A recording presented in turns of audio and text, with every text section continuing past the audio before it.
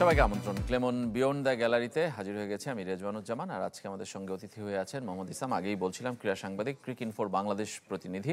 আমরা কথা বলতে চাই যে ক্রিকেটে ফিক্সিং তদন্তের ভবিষ্যৎ, বিপিএল ডিপিএল সবগুলো তদন্তই কিন্তু নানা জটিলতায় আটকে আছে। একটার পর একটা কমিটি হচ্ছে।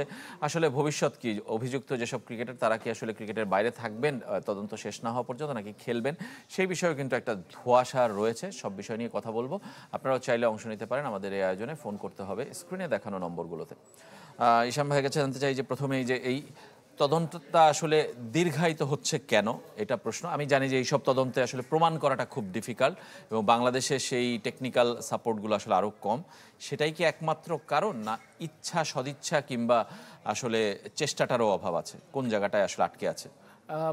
আমার কাছে মনে হয় রাজীব ভাই যে শুরুতেই যে কমিটিটা ফর্ম করা হয়েছে ওইটার নামকরণ বা ওইটার যে গতিবিধি যারা ঠিক করে দিয়েছে ওই জায়গাটাতে আসলে লিমিটেশনটা শুরু হয়, যে তাদেরকে বলা হয়েছে এটাকে অনুসন্ধান করা, এটা জাস্ট ফ্যাক্ট ফাইন্ডিং, এটা ইনভেস্টিগেশন না। তাও তারা চেষ্টা করেছে কিছু দূর যাওয়ার জন্য, এবং আমরা বিভিন্ন পত্রপত্রিকার রিপোর্টে পড়লাম যে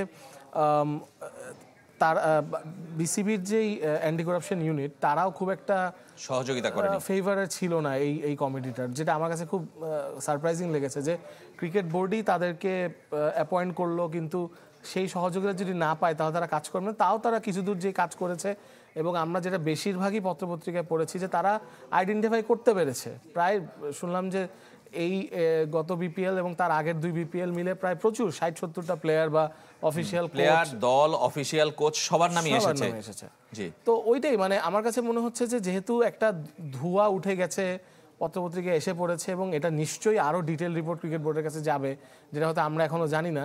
তো এটার উপরে খুব জলদি একটা ইনভেস্টিগেশন করতে হবে, এবং এটা দেশের ল এনফোর্সমেন্ট এজেন্সিকে দিতে পারে, কারণ বাংলাদেশে কিন্তু অনেক ধরনের ইনভেস্টিগেশন হয়।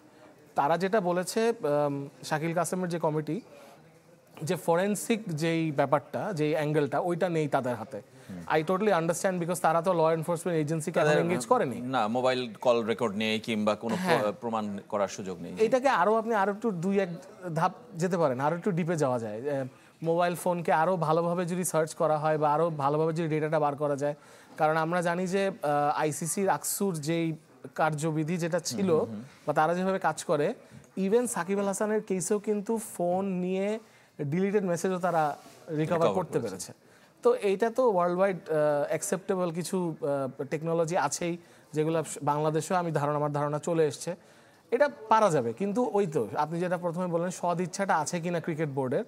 এবং এখন এমন একটা টাইম রাজীব ভাই, সামনে বোর্ড ইলেকশন, এবং আমরা চাচ্ছি সহসা বিপিএলটাও হোক। আই থিঙ্ক ডিসেম্বর উইন্ডো দেওয়া আছে, তারও আগে আমাদের প্লেয়ার্স ড্রাফট করতে হবে, এবং এই প্লেয়াররা কি থাকবে কিনা।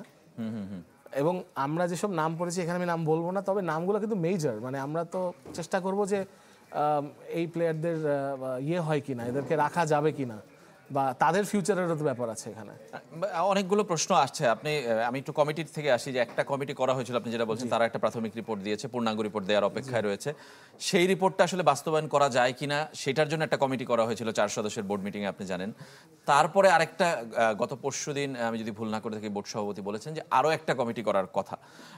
আসলে এই কমিটিগুলো করে কি আসলে লিঙ্গারিং করা হচ্ছে, সময়ে আসলে ক্ষেপণ করা হচ্ছে কিনা ক্রিকেট বোর্ডের পক্ষ থেকে? আপনি যেটা বললেন নির্বাচন এগিয়ে আসছে, সেই পর্যন্ত আসলে আটকে রাখা যায় কিনা, কিংবা ধরেন এনসিএল টি20 শুরু হবে, সেখানে তাদেরকে যাতে খেলতে পারে, তাদেরকে যেহেতু প্রমাণিত হয়নি সেই অজুহাত দিয়ে তাদেরকে খেলানো যায়, সেই জায়গাগুলোতে আসলে এগিয়ে যাচ্ছে কিনা ক্রিকেট বোর্ড? সেদিকেই যাচ্ছে, কিন্তু আমার ধারণা যে পরের যে প্রেসিডেন্ট আসবে বা যেই ক্রিকেট বোর্ডের বডিটা থাকবে, তাদেরও সদিচ্ছা আমাদের বুঝতে হবে। যদি তারা এটাকে নিয়ে কাজ করতে চায়, কাজ করার সুযোগ আছে। বাট যেটা হবে যে আগামী বিপিএল বা আগামী ঢাকা প্রিমিয়ার লিগ বা যে কোনো টুর্নামেন্টে এই প্লেয়াররা কন্টিনিউ করবে। এবং আপনি একটা কথা মনে রাখবেন যে তাদের কাছে যেই ইন্টেলিজেন্সটা আছে এগুলো করার, এটা কিন্তু কন্টিনিউ করবে, এবং এটা কিন্তু শেষ হয় না।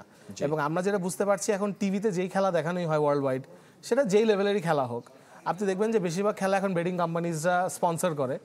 তার মানে হচ্ছে বিদেশে প্রকাশ্যেই করে, এবং বাংলাদেশে অনেকগুলো হচ্ছে আস্তে আস্তে। তো এখানে যে স্পট ফিক্সিং ঢুকে যাচ্ছে না, এটার কোনো আপনি গ্যারান্টি দিতে পারবেন না। তো প্রলং করবে, লিঙ্গার করছে, এবং আমার ধারণা এটা ডেফিনেটলি, আর আমাদের হাতে মনে 1 মাসেরও কম সময় আছে, 1 মাসের একটু বেশি সময় আছে হাতে, for the next election date. জি। তো তখন তো ক্রিকেট বোর্ডের এটার ইনফ্যাক্ট এখনো তো মনে হয় না কেউ এটা সাহস দেখাবে যে এটা নিয়ে কাজ করার, আমার তো মনে হয় না। তার মানে নির্বাচনটা একটা বড় বাধা আপনার কাছে মনে হচ্ছে। আমরা এই প্লেয়ারদের পয়েন্ট অফ ভিউতে আসি, যে আপনি বলছেন যে 60-70টা প্লেয়ারের নাম এসেছে, এটা একটা বিশাল বড় সংখ্যা আমার হিসাবে, যে এরকম পাতানোর ক্ষেত্রে কিংবা ফিক্সিংয়ে জড়িত থাকার ক্ষেত্রে একজন দুজন আসে সেটা একটা বড়, 60-70 জন মানে এটা ছড়িয়ে পড়েছে পুরো বাংলাদেশের ক্রিকেটের মধ্যে, সেটা একটা সংখ্যা। একটা ক্রিকেটারের স্ট্যাটাস আমি দেখলাম যে যারা বাজিকর কিংবা ফিক্সিং করে তাদের সাথে আমি খেলতে চাই না, এরকম একটা স্ট্যাটাসও সাম্প্রতিক সময় একটা ক্রিকেটার দিয়েছেন। এই জায়গাটায় আসলে ইন্টিগ্রিটি যদি না থাকে, খেলাটার উপর মানুষের বিশ্বাস না থাকে, তাহলে আসলে খেলাটার মান জনপ্রিয়তা আসলে কোথায় গিয়ে দাঁড়ায়? সেটা একেবারেই তলানিতে চলে যাবে। দেখেন অলরেডি যা আমরা যতটুকু আমরা জানি যে গত বছর এনসিএল টি20তেও কিছু কিছু ঘটনা চোখে পড়েছে বা প্লেয়াররাও নাকি পয়েন্ট আউট করেছে যে এটা হচ্ছে। তারপরে বিপিএলে তো হচ্ছে, ঢাকা প্রিমিয়ার লিগেও দেখলাম।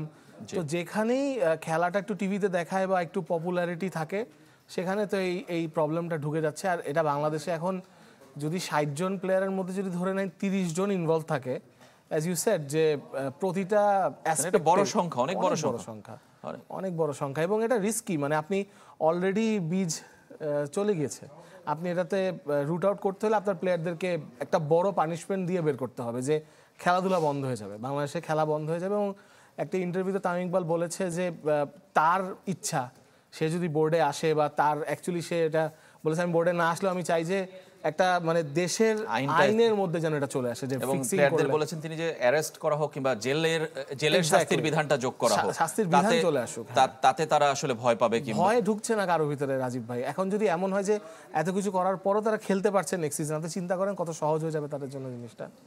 সেইটাই। এবং আমরা দেখছিলাম যে বেশ কিছু বিতর্কিত প্লেয়ার মঞ্চে উঠছেন কিংবা সামনে আসছেন, ওই টিমকে লিড করছেন, ক্যাপ্টেন্সি করছেন, সুতরাং তারা আসলে কোনোভাবেই পিছপা হচ্ছেন না কিংবা তাদেরকে পিছিয়ে রাখা যাচ্ছে না কোনোভাবেই।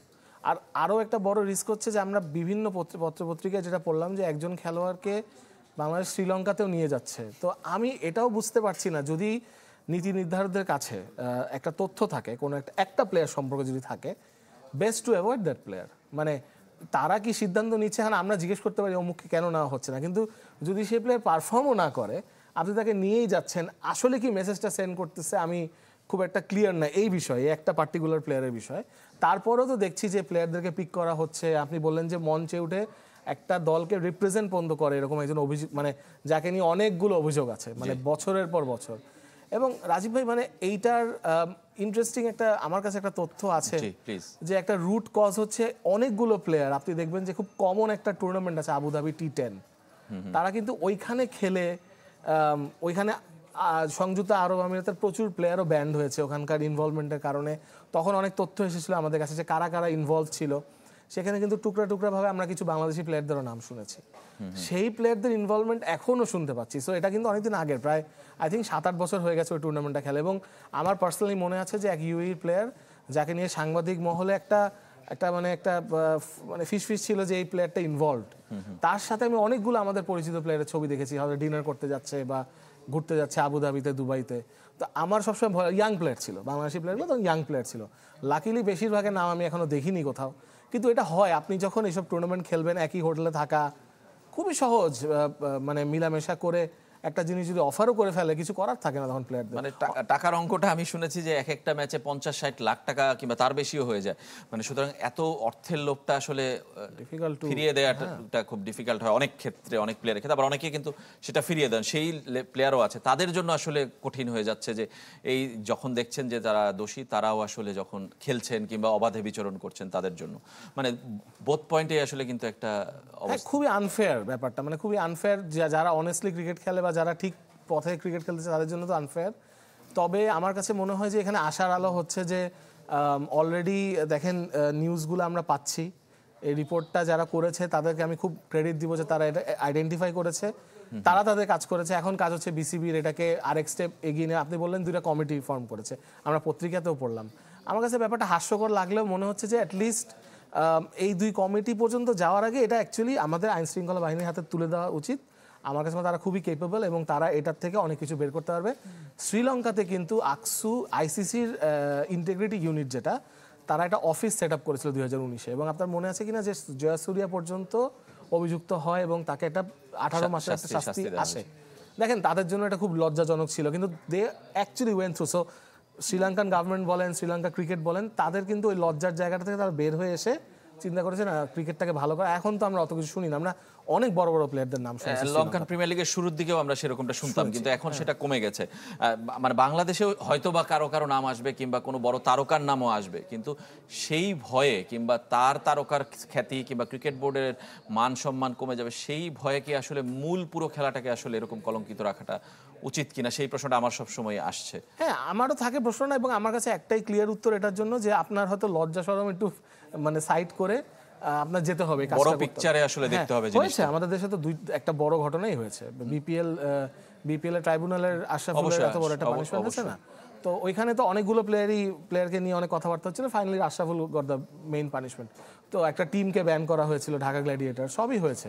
তো এখন আসলে এই পপুলারিটি, সোশ্যাল মিডিয়াতে কে কি ভাবছে, এত কিছু চিন্তা না করে রুট কজ বার করে, যেহেতু বার হয়ে যাচ্ছে, জাস্ট গো ফর ইট। এখন আপনারা একটা দরকার হলে হেল্প নেন, বিসিবি একা তো পারবে না এটা করতে, so you take help from the government, আপনারা আইসি থেকে হেল্প নেন, লেট দেম ডু এটা। তাদের কাছে এগুলো কোনো ম্যাটার করে না, কে অভিযুক্ত হচ্ছে না হচ্ছে, দে ডোন্ট রিলি কেয়ার। তারা কিন্তু স্ট্রেট অ্যাওয়ে প্লেয়ারকে ব্যান করে দিবে, এবং জরুরি দরকার এখন এটা, মানে এটা অবশ্যই, এবং এই বন্ধ হওয়া উচিত এই আলোচনা। কেন হচ্ছে না সেই জায়গাটা, একটা নির্বাচন একটা বড় কারণ। এটা কি একক সভাপতির দায় দেন, নাকি পুরো বোর্ডটা কি আসলে আপনার মনে হয় যে এটার সাথে এই সিদ্ধান্ত নেওয়ার ক্ষেত্রে একটু পিছপা হয় পুরো বোর্ডই? রাজীব ভাই, অ্যাট দ্য মোমেন্ট আমি দুইটা পয়েন্ট আপনাকে বলি, এই বোর্ডটা না অনেকটা একটা অ্যাডহক কমিটির মতন। অবশ্যই 25 জনের বোর্ড ছিল, এখন হয়ে গেছে 9-10 জন। তার মধ্যে অনেকে অ্যাক্টিভ না because of their own situation. আর আরেকটা পয়েন্ট হচ্ছে যে আমার কাছে মনে হয় যে ইভেন যখন ফুল বোর্ডও আসবে, একটা ইন্টিগ্রিটি ইউনিট সেট করতে হবে, সেখানে কে দায়িত্ব পায়, অনেক কিছু ব্যাপার থাকে। অবশ্যই এটা একক কোনো ক্রিকেট বোর্ডের প্রেসিডেন্টের দায়িত্ব না, তবে যদি ক্রিকেট বোর্ড প্রেসিডেন্ট দেখে যে তার টেবিলে সবাই এটার প্রতি একমত, যে আমরা এটা করব, আমরা এটাকে রুট আউট করব, আমরা এটাকে রাখবো না বাংলাদেশ ক্রিকেটে। যেমন সেদিন আমাদের বোর্ড প্রেসিডেন্ট আমিনুল ইসলাম বুলবুল এনসিএল এর লঞ্চে বলছিলেন যে একটা ক্লিন এনসিএল উনি দেখতে চান। আমার কাছে মেসেজটা খুব ভালো লেগেছে, এবং আমার কাছে, আমি সাংবাদিক হিসাবে আমার মনে হয়েছে যে তারা কি এটার পিছনে কিছু করছে কিনা, যদি করে থাকে আল বি ভেরি হ্যাপি। যে গতকালই আমি দেখেছি সবগুলো দলের প্লেয়ারদেরকে ডেকে একটা ইন্টিগ্রিটি ইউনিটের একটা সেশন হয়েছে, আমরা দেখেছি। তার মানে এটা নিশ্চয়ই তারা কাজে লাগবে, এবং তারা চেষ্টা করবে যে জিনিসটাকে টাইট রাখতে, এবং এটার ভিতরে যেন কিছু না ঢুকতে পারে, কোনো এলিমেন্ট ঢুকতে না পারে। Difficult, I understand. সব কটা ফোন কল বা মেসেজ, এখন তো এনক্রিপ্টেড মেসেজ, অনেক ধরনের অ্যাপ আছে। তো আমার যেইটুক নলেজ এই জগৎ নিয়ে, এটা তো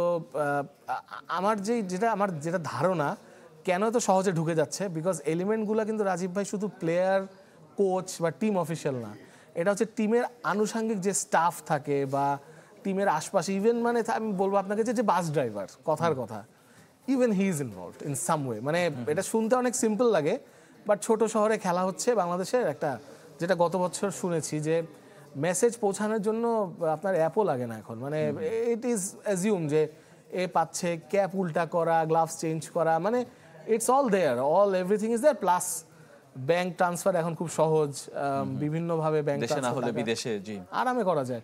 বাট আমরা অনেক দেশে দেখেছি, Sri Lanka is an example, UA is an example, অনেক দেশে দেখেছি, সাউথ আফ্রিকা বলেন, ইন্ডিয়া বলেন, কোথাও ছাড় দেওয়া হয়নি, বড় প্লেয়ার হোক আর যাই হোক, ছাড় দেওয়া হয়নি। তো আমার মনে হয় যে বাংলাদেশ ক্রিকেট বোর্ডের যদি যে ট্রানজিশনটা যাচ্ছে, ক্রিকেট বোর্ডের এত বড় বোর্ড চেঞ্জ হচ্ছে, আবার প্লেয়ার্স নেই, এত বড় বড় প্লেয়াররা নেই, টিমের অবস্থা এরকম, এইটাও একটা বড় ট্রানজিশনের পার্ট, যে আমরা এখন ইন্টিগ্রিটির দিকে যাওয়া উচিত আমার মনে হয়। মানে সেই জায়গাটায় আসলে সততার দিকে যাওয়া উচিত। ইউরোপ আমেরিকার কথা যদি বলি, আমি ইউরোপে অনেকগুলো দেশ আছে, তারা আসলে বেটিংকে বৈধতা দেয় তাদের দেশের কালচারের সাথে, কি তাদের বেটিং স্পন্সর হয়, টিম স্পন্সর হয়, কিন্তু তারা আসলে এত অভিযুক্ত হয় না। কারণটা কি আপনার কাছে কি মনে হয়? সেটা কি তাদের পার্সোনাল ইন্টিগ্রিটি কিংবা বেড়ে ওঠার কালচার, সেটাই কি একমাত্র কারণ? না, সেটা একটা কারণ, বাট সেটা একমাত্র কারণ না। আমার কাছে মনে হয় ওদের দেশের, আপনি আবার একটা আইনের দিকে যান, আইন শৃঙ্খলার যেই মানে বিধিনিষেধ যেগুলো করা আছে, সেটা কিন্তু খুব স্ট্রিক্ট। তো সে বেটিং কোম্পানির জার্সি পরে সে খেলতে পারবে, সে হয়তো বেটিংও করতে পারবে, সে ওই লিগে বেটিং করলে তো সে ওটা আইডেন্টিফাইড হয়ে যাচ্ছে যে সে এই লিগে বেটিং করেছে, বা সে তার টিমের প্রতি টাকা লাগালো বা যাই করলো, এটা একটা। এবং আমার মনে হয় যে ওইসব দেশের যেই ইন্টিগ্রিটি অফিসাররা, তারা কিন্তু বিভিন্ন সময় পুলিশে বা গোয়েন্দা বিভাগে কাজ করেছে। তো তারা যখন এইসবের সাথে ইনভলভ থাকে, আর আমি যতটুকু জানি ইউরোপের ফুটবল লিগগুলো আপনি নিশ্চয়ই কথা বলছেন, বা বড় বড় লিগগুলোতে, হ্যাঁ একদম মানে ধরেন ডিটেকটিভস থাকে, অন্য লেভেলের একটা সিকিউরিটি ব্যবস্থা থাকে, কাছেও যেতে পারবে না কেউ। হ্যাঁ যদি কাছে চলে যায় কিছু করে এরকম আমরা দেখেছি, এবং অভিযুক্ত হলে তারপর তো পানিশমেন্ট আছে। ওই দেশের ল খুব স্ট্রং থাকে আই থিঙ্ক ওই জায়গাটাতে। এবং আপনি যদি ওপেন করে দেন বেটিং, কথার কথা বাংলাদেশে করতে বলছি না, কিন্তু যেই দেশে বেটিং ওপেন, যেমন ইংল্যান্ডে তো আমরা মাঠেই দেখি, মাঠে জায়গায় জায়গায় বুথও আছে, হ্যাঁ ভেরি গুড থাকে। তো ওইটা যদি ওপেন থাকে, আপনি এখন যদি প্লেয়ার যে উঠে যে বেট করে, that's it, his career is over. উদ্যোগটা আসলে কিভাবে হবে? আপনি বলছিলেন যে আসলে একটু হাস্যকর হলেও আপনি মনে করছেন যে একটা ধাপ হলেও এগিয়েছে এই তৃতীয় কমিটি, কিন্তু সেটা কি আসলে নির্বাচনের আগে যে সভাপতি আছেন তিনি যদি না থাকেন আবার নতুন করে শুরু হবে কিনা নতুন সভাপতি আসলে, সেটা আমার একটা প্রশ্ন। এবং আসলে সত্যিকার অর্থেই যারা ক্রিকেট প্রশাসনে আছে তারা চায় কিনা যে আসলে কোনো একটা প্লেয়ার শাস্তি পাক, কোনো একটা ক্লাব দল শাস্তি পাক, কেননা কেউ না কেউ কোনো একটা ক্লাবের সাথে দলের সাথে কোনো না কোনোভাবে সম্পৃক্ত, কিংবা তার পরিচিত জন জড়িত, কিংবা তার পরিচিত প্লেয়ার জড়িত। সেই জায়গাটায় আসলে নিজের সেই স্বার্থকে আসলে ছাড় দিতে পারে কিনা।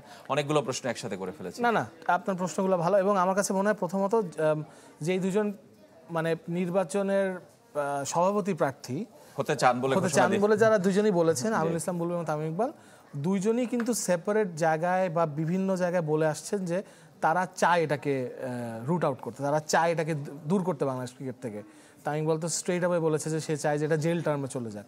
আমিনুল ইসলাম বুলবুল ক্লিন চায়, ক্লিন ক্রিকেট চায়। সো আমার কাছে মনে হয় দুজনের একজন আসলে এটা একটা ভালো স্টেপ। বাট প্রবলেম হচ্ছে কি বোর্ড আসে, 24 জন কারা আসবে। আমরা যা শুনছি এটা তো মনে হচ্ছে না যে খুব একটা ক্রিকেট বোর্ড হবে, তবে আমরা আশা রাখতে পারি যে তারা এটা করবে। আপনার দ্বিতীয় প্রশ্নটা কি ছিল? আমার দ্বিতীয় প্রশ্ন ছিল যে অনেকে অনেকের সাথে জড়িত ইন্ডিভিজুয়াল ডিরেক্টররা বলে। আমরা গত বছর প্রিমিয়ার লিগে যদি আপনি দেখে থাকেন, এক তাওহিদ হৃদয়ের শাস্তির জন্য যে নাটক হয়েছে সেটা আসলে খুবই দুঃখজনক ছিল। আমি বলছি সেই জায়গাটায় কোনো একটা প্লেয়ার যাদের নাম এসেছে 30, 40, 60 জন, তারা কেউ না কেউ কারোর সাথে জড়িত, কোনো না কোনো জেলার সাথে জড়িত, কোনো ক্লাবের সাথে জড়িত, ফ্র্যাঞ্চাইজির সাথে জড়িত। তাদেরকে শাস্তি দেওয়াটা আসলে বোর্ড ডিরেক্টরদের জন্য আসলে কতটা সহজ হবে? দরকার নেই বোর্ড ডিরেক্টরদেরকে এই সিদ্ধান্ত নেওয়ার। এখন তাদের দরকার আছে তাদের একটা দেশের যে আইন শৃঙ্খলার যে সিস্টেম আছে সেখানে আপনি দিয়ে দেন যে আপনারা আসেন, আপনারাই they should take all the decision. It's a crime, match fixing is a crime. এটা যদি কেউ ঘোষণা দিয়ে দেয়, এটা যদি কোনো বিল পাসও না হয় সংসদে, অসুবিধা নেই, আপনার বিলটা পাস করবেন, এবং সেই পরিপ্রেক্ষিতে তো আমরা একটা ট্রাইব্যুনাল করে এই বিপিএল এর এখানে একটা ট্রাইব্যুনাল করতে হবে। এই কমিটি ফর্ম করে হবে না জিনিসটা, যাদের বিচারিক ক্ষমতাটা থাকবে, রাইট, তারা ক্ষমতা নিয়ে তারা এটা করবে, ওই প্রোটেকশন নিয়ে করবে যে আমাদের নামে তাদের বিরুদ্ধে কোনো মামলা যেন না হয়। এখন আপনি কোনো প্লেয়ারদেরকে ধরতে পারবেন না। বাট যেহেতু আপনি বললেন যে প্লেয়াররা সব পরিচিত, বাংলাদেশ ক্রিকেটে তো সবার সাথে সবার একটা কানেকশন আছেই, let outsiders take the call. আইসিসিকে নিয়ে আসেন, বাংলাদেশ গভর্নমেন্টকে ইনভলভ করেন, যারা এই প্লেয়ারদের সাথে কোনো সম্পর্ক নেই, যারা কোল্ড কিছু সিদ্ধান্ত নিতে পারবে, ব্ল্যাক অ্যান্ড হোয়াইট দেখবে জিনিসটাকে, কোনো গ্রে এরিয়া দেখবে না, দেখবে যে এই ভুল করেছে বা এই শাস্তি উনি পেতে পারে, জাস্ট ডু ইট, মানে নিজের হাতে রেখেন না। আগের বারও কিন্তু আশরাফুলকে যেই শাস্তি দেওয়া হয়েছিল কিন্তু ক্রিকেট বোর্ড দেয়নি, ট্রাইব্যুনাল দিয়েছে। হ্যাঁ অনেক ভুল ভ্রান্তি ছিল, এবং আমার মনে আছে যে যখন ট্রাইব্যুনাল রিপোর্টটা ফার্স্ট পাবলিশ হয়, তারা আইসিসির কাছে অনেক ক্ষমা চেয়েছিল, অনেক জায়গায় তাদের গ্যাপ ছিল, এবং তারাও মনে হয় কিছু অবৈধ কাজও করেছিল, যেমন ইয়েন পন্টের রুমে ক্যামেরা সেট আপ করে, জানি না রিপোর্টটা পড়েছিলেন কিনা, বাট তারাও অনেক কিছু করেছে এটাকে এনট্র্যাপ করার জন্য। এখন এগুলো করতে হয় অনেক সময়। আমার কাছে মনে হয় যে ওই ধরনের যদি কিছু লিগ্যাল প্রোটেকশন নিয়ে আগানো যায় তাহলেই হবে। গুড নিউজ ইজ নেক্সট যে প্রেসিডেন্ট আসার কথা তাদের ইচ্ছা আছে। Bad news is cricket board কেমন হয় আমরা জানি না, এখনো কেউ করতে দিবে কিনা, তাদেরও ইনভলভমেন্ট আছে কিনা আমরা জানি না। সরকার আসলে সেটা আরো কঠিন হবে, আরো কঠিন তো ডেফিনেটলি হবে। So I think the best way would be, আপনি যদি এটা কোনো একটা সংস্থার হাতে দিয়ে দেন, let them take that call, তারা তাদের মতন করবেন। আইসিসি অনেক দেশে যে ওই জুরিসডিকশন রাখে, শ্রীলঙ্কাতেও তারা করেছে। আইসিসি কিন্তু যাবে যে দেশের আইনশৃঙ্খলা বাহিনীর সাথে বসবে, তাদের সাথে একটা ইউনিট ফর্ম করে অফিস করে তারা এই কাজটা করবে। I think that is the best way. মানে সুতরাং আইসিসি কে ইনভলভ করাটা আপনার কাছে এই সিচুয়েশনে করা ছাড়া আমি কোনো উপায় দেখছি না। এবং বাংলাদেশের আমি বলছি যে বাংলাদেশের ক্রিকেট আসলে যে পর্যায়ে এবং যে ধরনের আলোচনা গত এক মাসে আমরা রিপোর্ট দেখেছি টেলিভিশন পত্রিকাতে, তাতে করে মনে হচ্ছে যে কোনো খেলা দেখতে গেলেই আসলে আমার কাছে বিশ্বাসযোগ্যতার জায়গাটায় প্রশ্ন উঠে যাচ্ছে। একটা কথা বলা হয়নি, অ্যালেক্স মার্শাল আমাদের যোগ দিয়েছে, তো নিশ্চয়ই আপনি যদি তাকে আনতে পারেন অ্যাজ আ থিঙ্ক কনসালটেন্ট না এই এসইউর, তো সেও নিশ্চয়ই একটা কিছু রেডি করবে যে এটা কিভাবে করা যায়। সো আই থিঙ্ক ওই দিক থেকে একটা পজিটিভ। আপনি যদি আম্পায়ারিংয়ের জন্য সাইমন টফেলকে আনতে পারেন, অ্যালেক্স মার্শালকে আনতে পারেন, you can just appoint ICC integrity unit to এটা ইনভেস্টিগেট করুক তারা, বা ইনভেস্টিগেশন রিপোর্ট তারা পড়ুক যে আমাদের সামনে এটা আছে। এটা তো একটা পার্ট যেটা হয়ে গেছে, আর যেটা সামনে আছে সেটার জন্য প্রোটেকশন প্ল্যানটা কি হওয়া উচিত এক কথায় যদি আমরা জানতে চাই? প্রোটেকশন প্ল্যান খুব ডিফিকাল্ট, বাট আপনার করতে হবে, আপনার প্লেয়ারদেরকে টিমের সাথে আপনার ইন্টিগ্রিটি অফিসার রাখতে হবে, এবং সেই ইন্টিগ্রিটি অফিসার টিমের কোনো কাজ করতে পারবে না, যেটা আমরা বিপিএলে দেখেছি, টিকেটের কাজ করতে পারবে না, আবার টিমের কারো ব্যাগ ক্যারি করতে পারবে না। That person needs to have its own integrity. সে একজন এক্স পুলিশ অফিসার হতে পারে, বা কারেন্ট পুলিশ অফিসার হতে পারে, একজন ডিটেকটিভ হতে পারে, টিমের সাথে থাকবে, হ্যাঁ টিমকে সিকিউরিটি প্রোভাইড করবে, বা টিমের আশেপাশে কারা আসছে সেটা নোট করবে। এটা খুব একটা ডিফিকাল্ট কিছু না। ধন্যবাদ আপনাকে এসাম আমাদের সঙ্গে আসার জন্য স্টুডিওতে। আমরা আশা করি যে এই ক্রিকেটের ফিক্সিংয়ের আসলে শেষ হবে, অন্তত পক্ষে প্রকাশ্যে যে ধরনের নাম আলোচনায় আসছে সেগুলো শেষ হবে, বিচার হবে, তাহলে এই খেলাটার প্রতি আসলে আগ্রহ কিংবা বিশ্বাসযোগ্যতা থাকবে মানুষের। তা না হলে আসলে খেলার প্রতি জনপ্রিয়তা কিন্তু হারাতে থাকবে, যে কোনো খেলার ক্ষেত্রেই এটা সত্য। সবাই ভালো থাকবেন, আজকের মতো এখানেই শেষ করছি।